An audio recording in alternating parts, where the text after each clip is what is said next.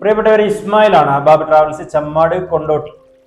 നമ്മുടെ ഈ വീഡിയോയിലൂടെ നമ്മൾ ട്രാവൽ സംബന്ധമായിട്ടുള്ള ഒരുപാട് ഇൻഫർമേഷൻസ് ഷെയർ ചെയ്യാറുണ്ട്. പാസ്പോർട്ട് സംബന്ധമായിട്ട്, ഉംറ സംബന്ധമായിട്ട്, ടിക്കറ്റ് തുടങ്ങി പല കാര്യങ്ങളും നമ്മൾ ഇട്ടിട്ടുണ്ട്. ഇപ്പോൾ നമ്മൾ പാസ്പോർട്ട് സംബന്ധമായിട്ടുള്ള വീഡിയോസ് കുറച്ചായും തോന്നുന്നു ഇട്ടിട്ട് പല ആളുകളും വിളിക്കാറുണ്ട്. ഇന്ന് ഞാൻ ഇതിൽ നമ്മുടെ ചാനലിൽ തന്നെ വന്ന ഒരു കമന്റിനുള്ള റീപ്ലൈ എന്നുള്ള രൂപത്തിലാണ് വീഡിയോ ചെയ്യുന്നത്. കമന്റ് ഇതാണ്: എൻ്റെ പാസ്പോർട്ട് ചെറുപ്പത്തിൽ എടുത്തതാണ്, അഥവാ 9ാം ക്ലാസ്സിൽ പഠിക്കുമ്പോൾ ബർത്ത് സർട്ടിഫിക്കറ്റ് പ്രകാരമാണ് എടുത്തത്. പക്ഷേ ഇപ്പോൾ പുതുക്കാൻ നോക്കുമ്പോൾ ബർത്ത് സർട്ടിഫിക്കറ്റ് ഇനീഷ്യൽ ഇല്ല, പേര് മാത്രമേ ഉള്ളൂ. ഇപ്പോൾ പുതുക്കാൻ 10th സർട്ടിഫിക്കറ്റ് ആധാർ കാർഡ് പ്രകാരമാണല്ലോ വേണ്ടത്, അതിൽ ഇനീഷ്യൽ അടക്കം എല്ലാം ഓക്കെയാണ്. ഇപ്പോൾ ഞാൻ അക്ഷയ വഴി നോക്കിയപ്പോൾ അവർ പറഞ്ഞത് ആദ്യം ബർത്ത് സർട്ടിഫിക്കറ്റ് ശരിയാക്കണമെന്ന് പറഞ്ഞു, അതിനുശേഷം പത്രത്തിൽ പരസ്യം ചെയ്യണമെന്നും പറഞ്ഞു. എന്താണ് ചെയ്യേണ്ടത്? പത്രത്തിൽ പരസ്യം ചെയ്യൽ നിർബന്ധമാണോ അതോ വേറെ എന്തെങ്കിലും മാർഗം ഉണ്ടോ? ഇതിൽ ചോദിച്ചിരിക്കുന്നത് നമ്മളെ നെയിം ചേഞ്ച് മായി ബന്ധപ്പെട്ട കാര്യങ്ങളാണ്.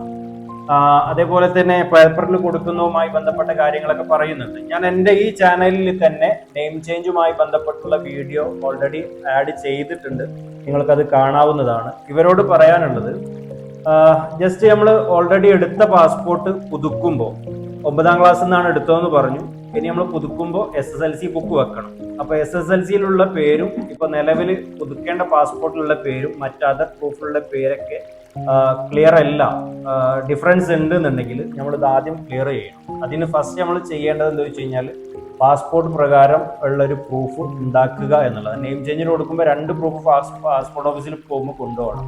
ഒന്നുകിൽ ആധാർ കാർഡ് അപ്ഡേറ്റ് ചെയ്യുക, ഇത് പറഞ്ഞ പോലെ ബർത്ത് സർട്ടിഫിക്കറ്റിൽ പേര് ആഡ് ചെയ്യുക, അല്ലാന്നുണ്ടെങ്കിൽ മറ്റേ വേറെ എന്താണോ സപ്പോർട്ടിങ് ഡോക്യുമെന്റ്സ് വെക്കുന്നത് അതിൽ ഏതിലെങ്കിലും 2 എണ്ണത്തിൽ പാസ്പോർട്ടിൽ എങ്ങനെയാണോ വേണ്ടത് അത് പ്രകാരം മാറ്റുക.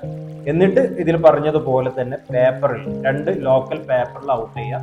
ആ പേപ്പർ കട്ടിങ് വെച്ച് നിലവിലെ പ്രൂഫുകൾ വെച്ചിട്ട് പാസ്പോർട്ട് ഓഫീസിൽ പോയിട്ട് ഡേറ്റ് എടുത്ത് പാസ്പോർട്ട് ഓഫീസിൽ പോയിട്ട് തിരുത്താവുന്നതാണ്. ഇപ്പൊ നമ്മൾ ഈ പ്രാവശ്യത്തെ ഹജ്ജിനൊക്കെ സിംഗിൾ നെയിം ഉള്ള ആളുകൾക്കൊക്കെ ഇതേ ഫോർമാലിറ്റി ചെയ്തിട്ടാണ് പാസ്പോർട്ട് പുതുക്കാൻ വേണ്ടിയിട്ട് കൊടുത്തിട്ടുള്ളത്.